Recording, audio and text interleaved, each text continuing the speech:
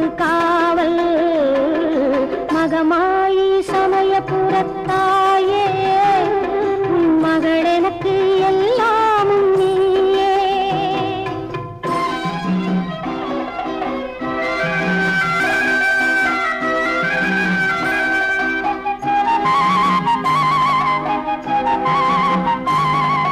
கண் கொடுக்கும் கண்ணபுர தேவி கருவான இமயமலை செல்வி.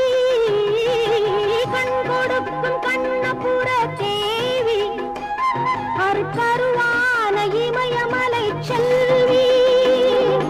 மூவிலை வேல் கை கொண்ட காளி பகை முடிக்க வந்த